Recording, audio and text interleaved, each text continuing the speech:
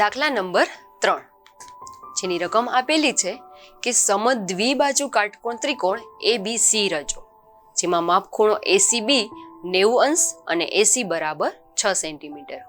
અહીંયા સમદ્વિબાજુ ત્રિકોણ છે એટલે કે એક બાજુનું માપ આપેલું છે, તેનાથી બીજી બાજુનું માપ પણ ખબર પડી જાય, અને એક ખૂણાનું માપ આપેલું છે, તેના પરથી એક કાટકોણ ત્રિકોણની રચના કરવાની છે.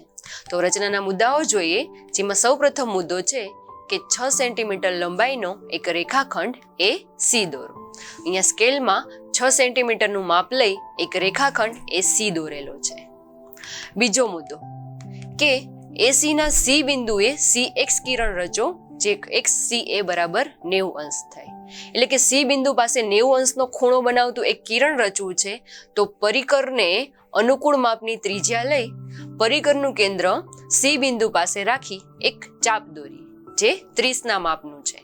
હવે આ ચાપ AC ના જે બિંદુ પાસે છેદે છે ત્યાં ફરીથી પરિકરનું કેન્દ્ર રાખી એક ચાપ દોરીએ. આ ચાપ 60 અંશના માપનું છે. 60 અંશના માપને પરિકરનું કેન્દ્ર રાખી બીજું ચાપ દોરીએ, જે 120 ના માપનું છે. આપણે 90 અંશનો ખૂણો જોઈએ છે, તો હવે પરિકરનું કેન્દ્ર છે તે 60 અંશની જે ચાપ છે તેના પર રાખી ઉપરની બાજુ એક ચાપ દોરીએ, અને 120ની જે ચાપ છે તેના પર કેન્દ્ર રાખી ઉપરની ચાપને છેદતું બીજું ચાપ દોરીએ. આ ચાપ છે તે 90 અંશના માપનું છે. તો હવે C માંથી પસાર થતું કિરણ CX રચીએ, એટલે કે XCA એ 90 અંશના માપનું થાય છે. ત્યારબાદ નેક્સ્ટ મુદ્દો કે C ને કેન્દ્ર લઈ 6 સેન્ટીમીટર ત્રિજ્યાનો ચાપ દોરો અને CX ને B બિંદુમાં છેદે છે. હવે 6 સેન્ટીમીટરનું માપ લઈ અને એક ચાપ દોરેલો છે. આ ચાપ એક C કિરણમાં જે બિંદુ પાસે છેદે એ બિંદુને B નામ આપેલું છે.